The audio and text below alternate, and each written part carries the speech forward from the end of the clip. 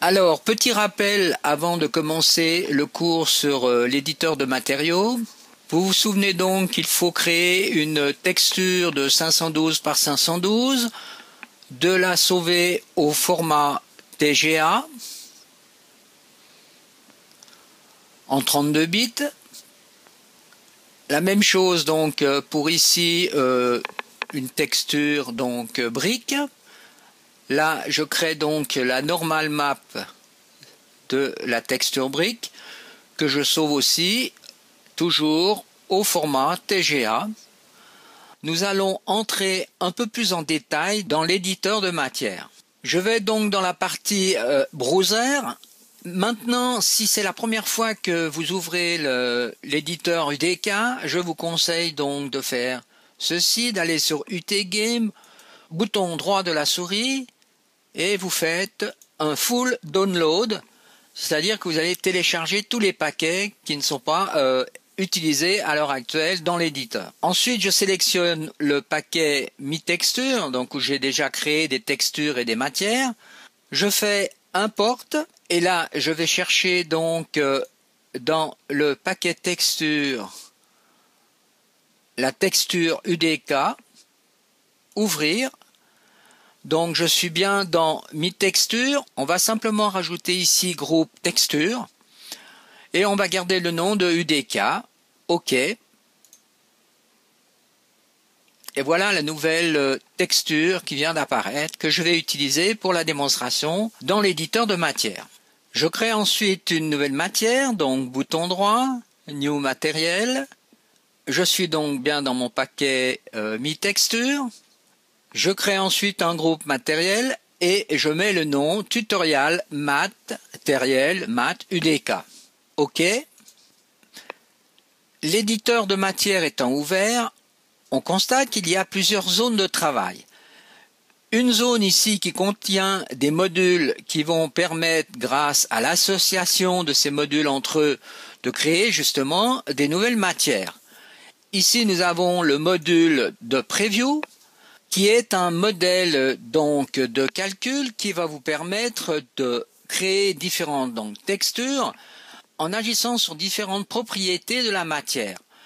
Donc par exemple sur sa propriété diffuse, sur sa propriété d'émission de lumière, sur sa propriété spéculaire. Nous allons voir ça petit à petit. Là vous avez dans cette partie qui correspond justement au preview matériel, vous avez ici les techniques utilisées. Alors ici, vous avez dans le cas d'un calcul de texture opaque, mais là vous pouvez avoir les textures du type masqué, c'est-à-dire avec un noir et un blanc ou un canal alpha indirectement.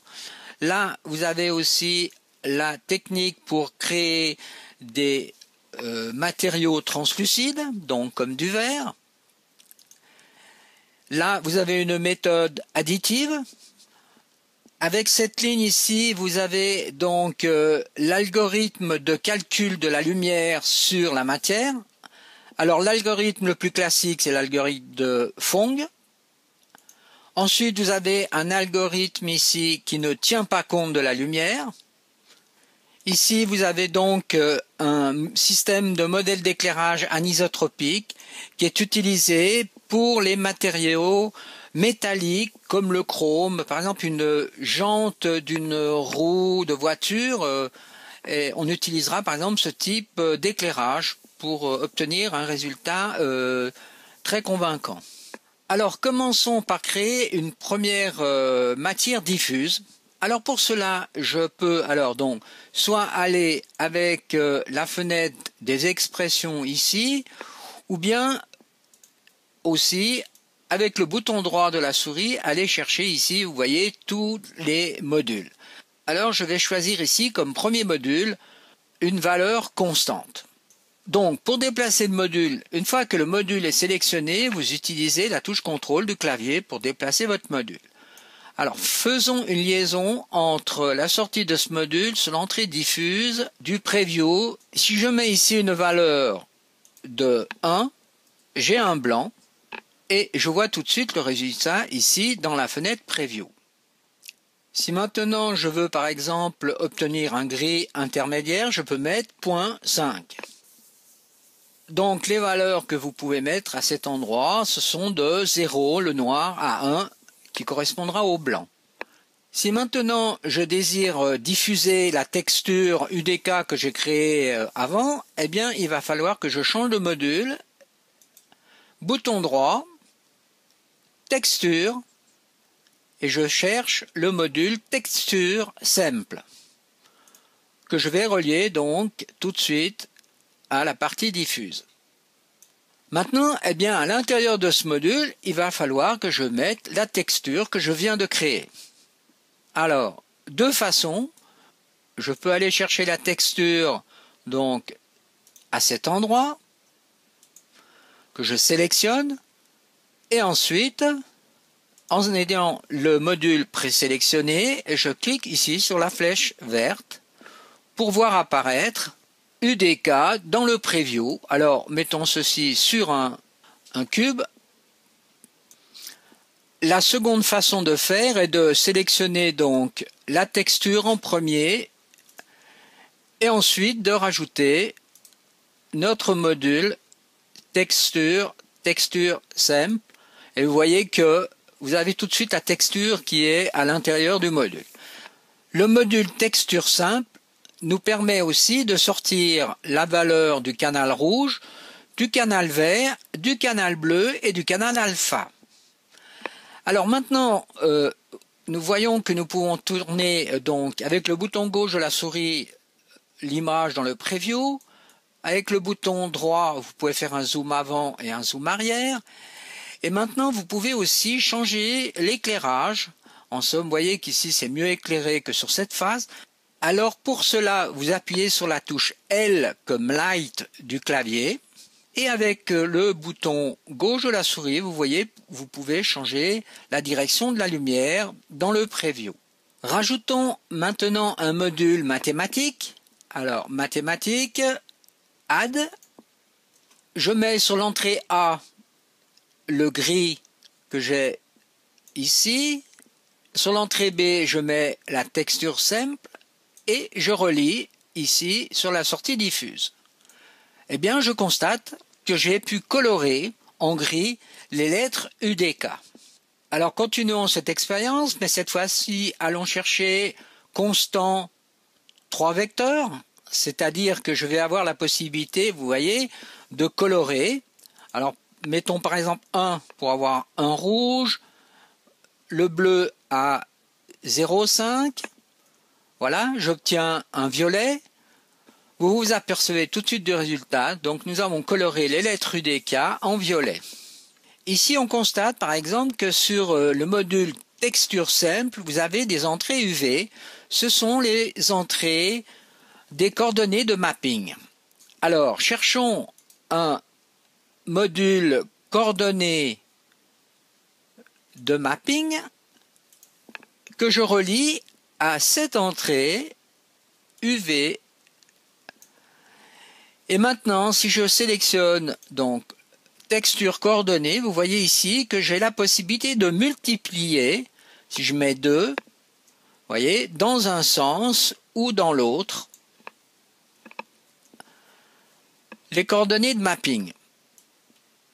Je ferme ensuite l'éditeur, je sauve donc cette matière, j'ai la matière qui est ici, ne pas oublier donc toujours de sauver votre travail. Ensuite, j'applique cette matière sur un mur que j'éclaire avec une simple lampe. Ici, il faut faire aussi attention aux propriétés de la surface. Vous voyez que je peux bien sûr changer ici l'échelle. En conclusion, le module addition fonctionne comme des layers dans Photoshop. Alors prenons un exemple ici. Vous voyez sur le canal rouge, j'ai mis une valeur de 0,3. Donc j'ai un rouge sombre. Sur le canal B, ici la variable B, j'ai mis une valeur toujours de rouge de 0,7.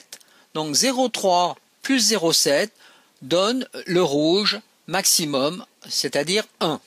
Faisons la même expérience, mais cette fois-ci avec le module soustraction. Là, j'ai mis 1 sur la variable A. Là, j'ai mis 0,3 sur la variable B. Résultat, ici, ça donne 0,7. Alors, pour vérifier, vous voyez, ici, j'ai mis une valeur de 0,7. Regardez, si je fais ceci, vous ne voyez aucune différence de couleur. Alors, appliquons sur la variable B la texture simple. Maintenant, ce résultat, je peux très bien appuyer, vous voyez ici, sur cette icône pour appliquer le changement directement dans la scène. Alors, regardez ce qui se passe sur le mur. Je visualise directement le résultat sans avoir sauvé la matière. Comment peut-on faire une image inverse? Eh bien, j'utilise à ce moment-là une fonction mathématique qui s'appelle on-. Donc, je connecte donc la texture à cette entrée et la sortie sur le mode diffuse. Et vous voyez que vous obtenez l'image inverse. Intéressons-nous au module multiplication. Donc ici, j'ai une constante de 0,4. Là, une constante de 0,5. Eh bien, le résultat final sera 0,2. Vérification. Aucun changement de couleur. Alors, on peut aussi faire l'essai avec maintenant ici une texture UDK sur ce canal A et cette texture marbre sur le canal B. Voilà le résultat donc. Le module Power alors se comporte de cette façon. On a ici une base avec un gris à 0,5. On a ici une valeur exponentielle de 2. Le résultat, c'est 0,25. Pas de changement de couleur. Alors, faisons la même chose maintenant, mais avec la base, on va changer en mettant ici la texture marbre. Je change ici la valeur. Je mets 1. J'ai la texture normale. Si je mets 5, j'ai une texture beaucoup plus foncée.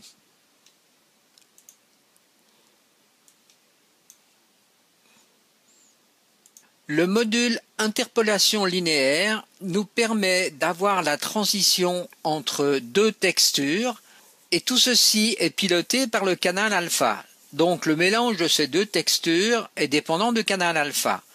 Donc suivant le niveau de gris du canal alpha, le mélange des textures va s'effectuer. Alors ici j'ai un canal alpha de blanc au noir, donc on obtient, vous voyez ici, ce résultat. Ce que l'on retrouve ici sur le mur. Maintenant, si je prends ici une nouvelle texture que je considère comme un canal alpha avec des dégradés de gris, on voit le résultat ici sur l'image. Vous vous souvenez que l'on a vu précédemment la manipulation des textures UV. Alors, coordonnées, texture coordonnée, que je rajoute ici, je peux donc multiplier en U et en V la texture. Alors, je supprime ce module et maintenant, je vais rajouter un autre module qui s'appelle Panner, qui va me permettre de faire une panoramique de la texture marbre. Alors, ça se trouve au même endroit dans les coordonnées New Panner. Ensuite, si je clique donc dans le module Panner, je vois ici que je peux donner une vitesse. Alors je vais donner par exemple la vitesse de 1. Et pour voir cette vitesse en temps réel dans le preview, je clique sur ce bouton-là. Maintenant, j'ai rajouté, vous voyez ici, un autre module qui permet de faire une rotation par contre. La texture herbe qui va tourner. Pour cela, ici, j'ai la vitesse que je peux donner. Alors, donnons par exemple comme valeur 0,5. Temps réel. Et là, on voit la multiplication donc des effets.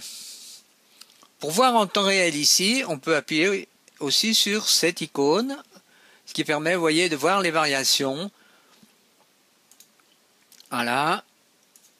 en cliquant ici sur le bouton jaune pour voir en temps réel donc la modification de ces paramètres. Alors appliquons ça sur le mur et pour voir en temps réel dans l'éditeur, il faut aussi appuyer sur ce bouton-là.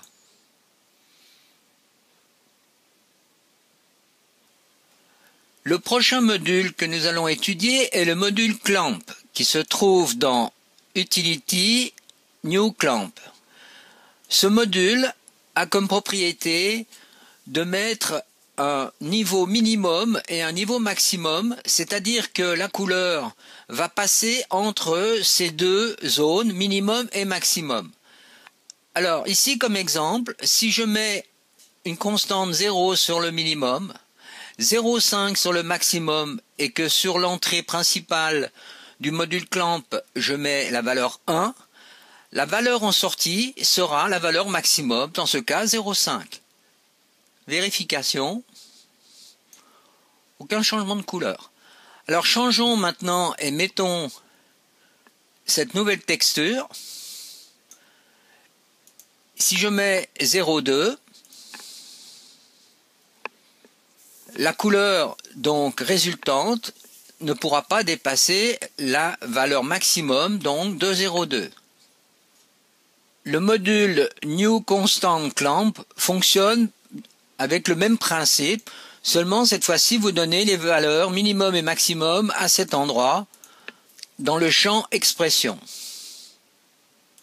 Le nouveau module Cell est un module qui nous permet de faire un arrondi. Alors si je mets 1.3 sur l'entrée, sur la sortie, j'aurai un arrondi supérieur, donc j'aurai 2 en sortie. Alors vérifions, mettons ici 2. Vous voyez, on n'a aucune différence. Alors faisons ça peut-être avec des valeurs inférieures. 0.2. Donc normalement, arrondi supérieur, donc je devrais avoir 1 en sortie, ce qui est le cas. Le modèle Floor fait la conversion inverse, c'est-à-dire qu'elle va faire un arrondi inférieur. Donc une valeur ici de 0,5 va me donner la valeur de l'arrondi inférieur, c'est 0. Si je mets 1.8, j'ai un blanc, c'est-à-dire j'ai une valeur de 1 en sortie. Le module frac, fractionné, va, comme son nom l'indique, ne garder que la partie décimale de la valeur. Alors si j'ai 1,8 et que je rentre dans ce module, je sors 0,8 en sortie. Vérification. Aucun changement de valeur. Faisons cette expérience. Donc j'applique ici une texture brique donc sur l'entrée diffuse du preview.